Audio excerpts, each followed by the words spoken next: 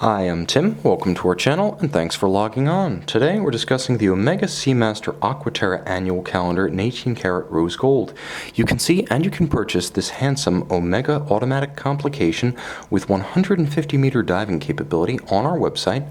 Subscribe to our YouTube channel if you enjoy these videos, and please click on the card in the upper right hand corner of the screen at any time during this video to see our full sales listing for this watch with additional accessories included in the sale, high resolution images for your desktop, and naturally, complete pricing details for this Omega Speedmaster Aqua Terra annual calendar.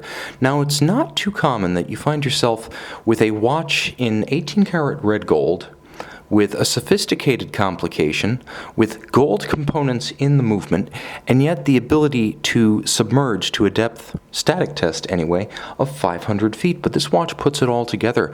Arguably the closest living descendants of the original 1948 Omega Speedmasters, the Aqua Terras are formal watches that could best be described as surf-turf, highly water-resistant timepieces that are nevertheless elegant and stop short of the all-out utilitarian character of the rotating bezel Diver 300s and the Planet Oceans. And this one, 43 millimeters across the round of the case in red gold, is a handsome option for someone looking for a lot of value in watchmaking, complication, and durability to match. So 43 millimeters, but the watch wears smaller. By my calipers, it's more like a 42. In terms of thickness, it's 14.8 millimeters thick, but there is a generous slope to the conical bezel, so it will fit underneath most formal cuffs and dress sleeves. From lug to lug, it's reasonably sized, 51.2 millimeters across the wrist. You can see my wrist does flare a little bit outboard of the lugs, so you could wear it on a smaller wrist still. I would say as small as 15 centimeters you could wear this watch with the appearance of elegance and proportion. It is weighty, however, as the case is substantial and there is a clasp to match. Dark brown rectangular scale alligator leather is used, robustly bolstered as it approaches the lugs with a monotone stitch and folded edges. It has a matte finish. There's absolutely no gloss whatsoever. The tone is understated and upscale.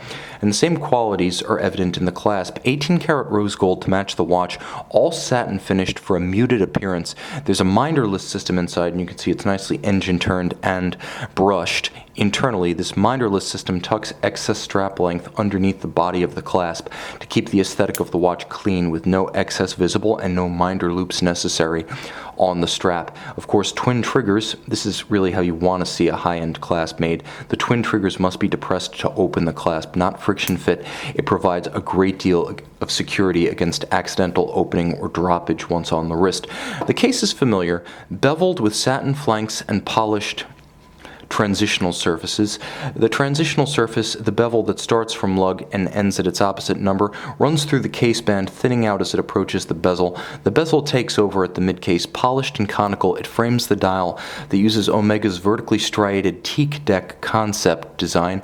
We first saw it back in 2008. Essentially, it's a set of deep pinstripes or texture that run from top to bottom, designed to evoke the look of teak deck on a yacht. Now, I'm not sure if it accomplishes that precisely, but it is elegant and adds definition to what would otherwise be a broad, nondescript swath of silver. So, mission accomplished, perhaps not in the original mode or envisioned fashion, but certainly the effect is pleasing. Now, you can see all of the indices are rose gold and applied to match the rose gold hands at center. It's still a sports watch, so everything is luminescent, easy to see in any light. Contrast is good in direct light. Low and no light conditions see the lume come to the fore. Now, there is a complication for month and date. There's a quick set so that you can set each one by rotating the crown two directions, clockwise and counterclockwise. In its intermediate setting position, you can rapidly cycle the dates. Because it is an annual calendar, it requires only one adjustment per year during the jump from February to March. When you pull the crown all the way to extremity to a stop, you will halt the seconds hand, and now you can synchronize to a reference time. The watch features a display case back, and it's a worthwhile one. Omega's 8500 family and all of its descendants have been handsome movements with Geneva waves in arabesque, distinctive blackened screws, and in this instance, caliber 8611 features a 18 karat rose gold balance bridge. That's right, it's not plated, it is a full solid gold balance bridge.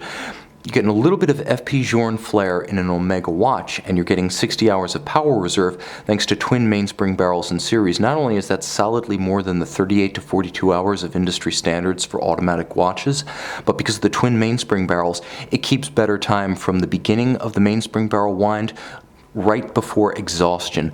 Even torque release and isochronism, that's the advantage of twin mainspring barrels. A free-sprung balance with a full bridge means stability against shock, and the SI-14 hairspring means resistance to magnetism. Of course, it is a handsome movement, a refined movement, a technologically advanced movement, but above all, it is a coaxial chronometer using the George Daniels alternative escapement system, first adopted by Omega in the late 90s, and now implemented in exclusive Omega calibers like the 8500 family and the 9300 chronographs, meaning though this represents the pinnacle of Omega escapement technology and Swatch Group escapement technology, it will not be shared by other Swatch brands, including the haut de gamme such as Blancpain and Breguet. So you're talking about a formidable exclusive refinement. Now this is a watch that originally retailed for over $23,000. At less than $10,000, it represents a substantial buy. A dress watch that has a sports character, a complication that can go in the water, a timepiece that, frankly, is not the Seamaster all your friends already have. This is a watch with individuality, character, and, I must say, an upscale appearance, refinement, and charm to match. See it and own it on our website.